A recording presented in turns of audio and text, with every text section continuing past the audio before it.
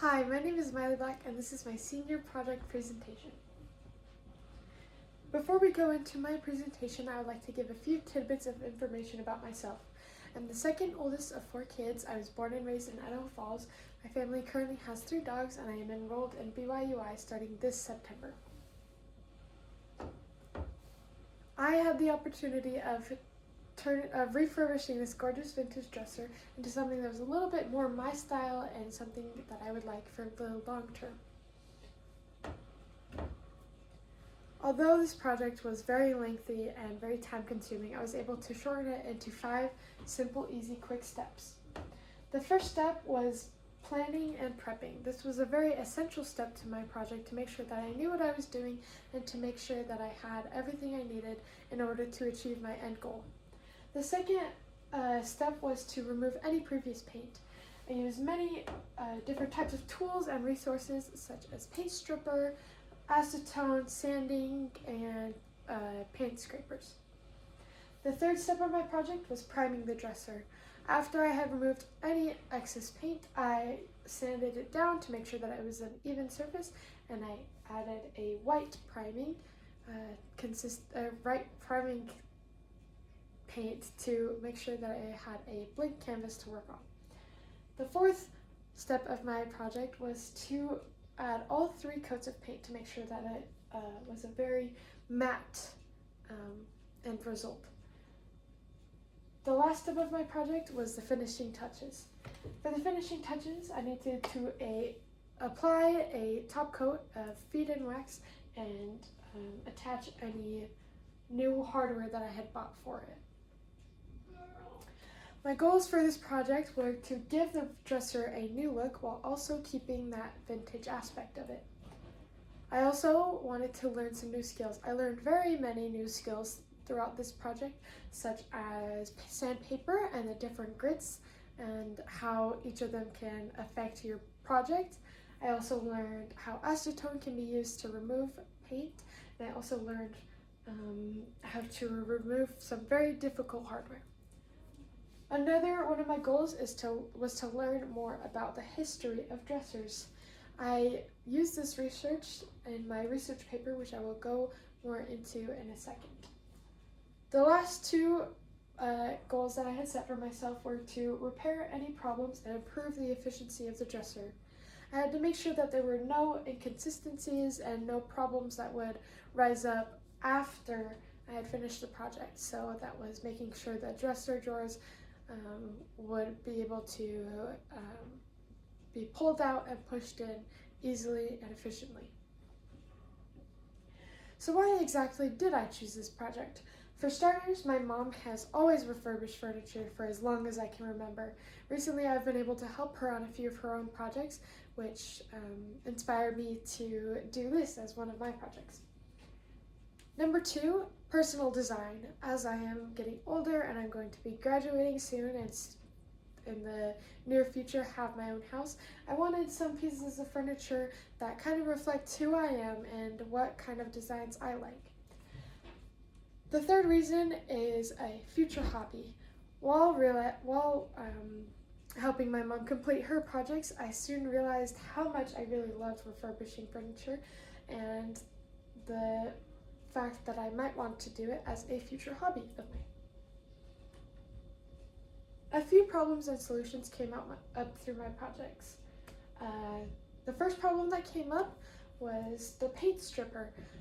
The paint stripper that I was using was very efficient at removing the paint on very large areas of the project. However, it was very difficult to use and very inefficient for small little crevices in the project that the paint stripper really couldn't reach, or I couldn't really reach with my paint scraper. So my solution, after much research and discussing it with my mom, I decided to use acetone and then sand it down after. For the acetone, I applied it with a soft bristle brush, and then I used a metal wire brush to scrub off any paint after the acetone had sat on it for a while. And then after I had gotten all of those little minuscule areas, I used a sander to cover the big areas of the project and also make sure I just had a smooth surface to start priming for painting. My second problem that came up was uneven paint coats. After I applied the first coat of paint, I realized that there were many drips and inconsistencies throughout the coats of paint. So my solution was to sand in between the coats of paint with a very, very high grit, which means very fine, sandpaper, meaning that I wouldn't take off too much sandpaper, but it would still be able to provide that even and more convenient surface area for the next coats of paints.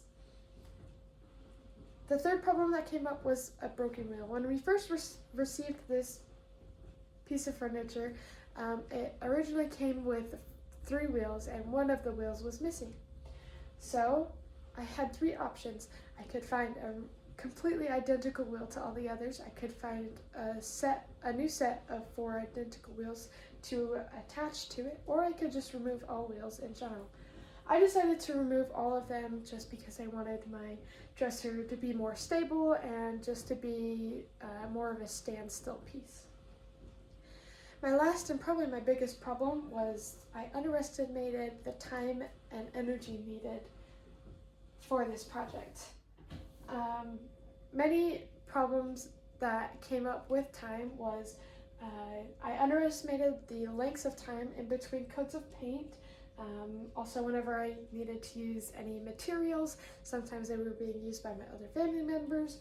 And last but not least, it was very overwhelming for my first project because any other project that I had done in the past, I had an extra set of hands, so I kind of underestimated how much work I was going to be doing by myself.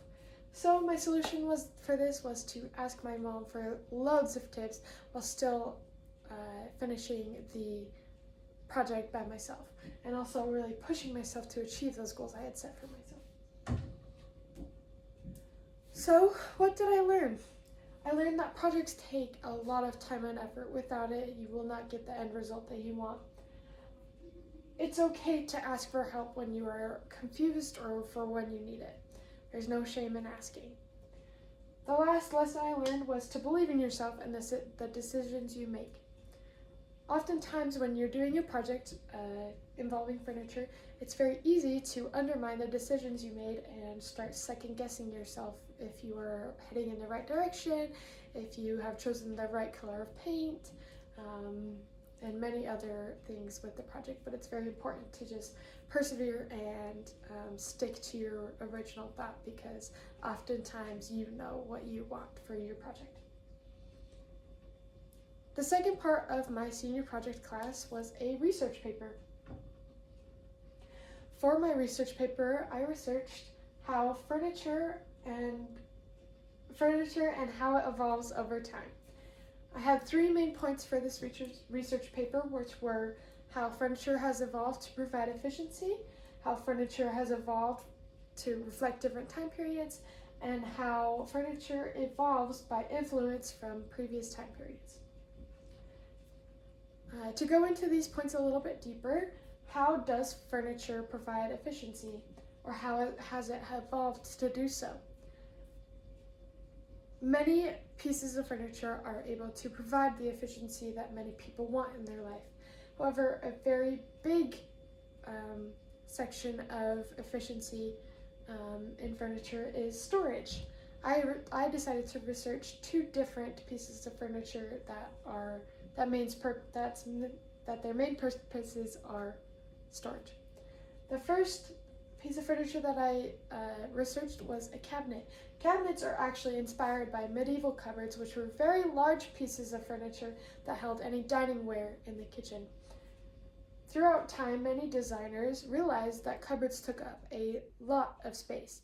So cabinets were created to be put higher up on the walls to maximize space and efficiency in any room it was in. Cabinets are used throughout many rooms in many houses, including kitchens, bedrooms, or bathrooms. In kitchens, again, they can be used to hold any dining ware. In bedrooms, they can be used to hold any personal items or clothes or anything of that sort. And bathrooms, they're often found in there as medicine cabinets, holding any personal hygiene items, medications, prescriptions, and any first aid needs. Although cabinets are often used for storage, they are also known to display different items, such as sentimental items or anything else that somebody else wants to have up as decoration in their house.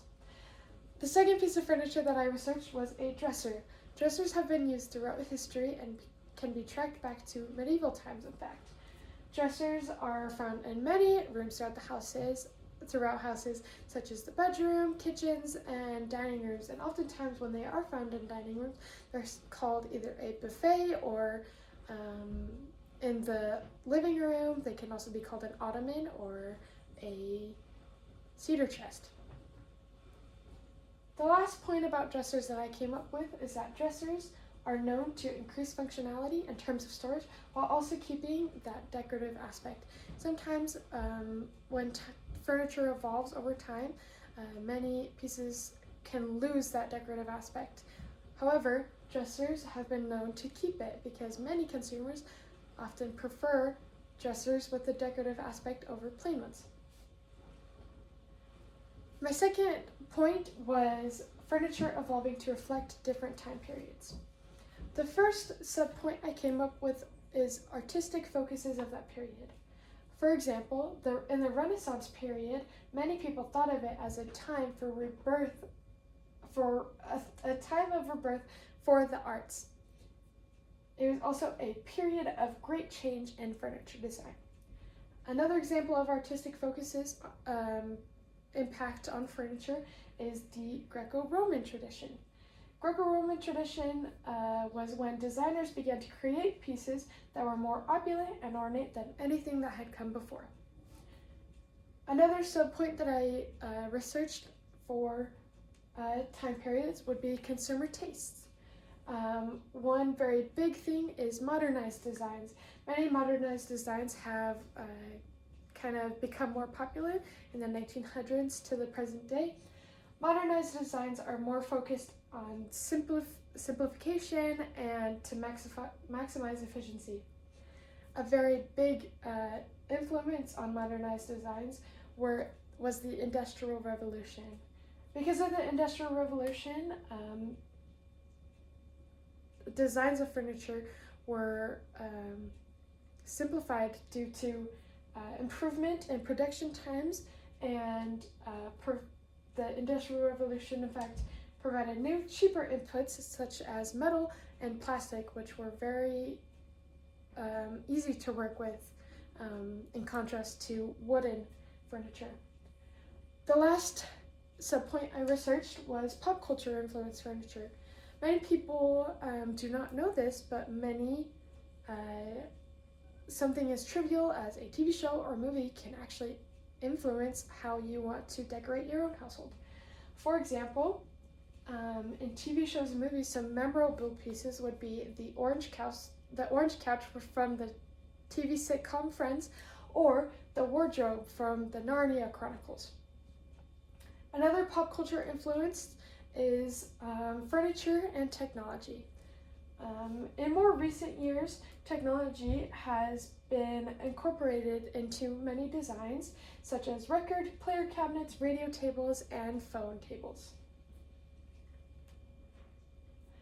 My last main point that I found was furniture evolving by influence of previous generations. One subpoint that I found was the similarities between pieces. Many people do not know this, but oftentimes today's designs can be found containing the artwork aspect of many periods, and especially the Neolithic periods. Artistic designs are often what personalize and make pieces of furniture interesting. Another subpoint I found was how some aesthetics reflect different cultures or time periods. One very big example of this is mid-century modern. The era of mid-century modern quickly followed the Industrial Revolution. So mid-century modern was very focused on simplicity and minimalism, with quick, clean lines and natural materials commonly used. Quickly following mid-century modernism, however, was postmodernism. Postmodernism was a completely the opposite and was seen as a rebellious style to push the boundaries and the status quo of recent designs. What lessons did I learn from the research paper? A few lessons I learned were how much of an impact furniture has on daily lives, different time periods and the artistic appeal aspect of furniture, and the different influences that can change furniture. While presenting this presentation earlier to a group of close friends, I came up with two questions, or the audience came up with two questions. The first question was, how can you preserve furniture to last longer? One way you can preserve it is by, after applying your coat or your coats of paint, you can top it off with a sealing wax or add a top coat such as feed and wax, like I did on my dresser.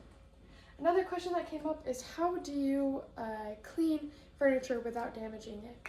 Many people are very concerned about washing their pieces of furniture, and so one very quick and easy way is to gently scrub with soap and water and to polish it down with a very high quality furniture polish. Thank you so much for listening to my presentation. I hope you enjoyed and have an amazing day.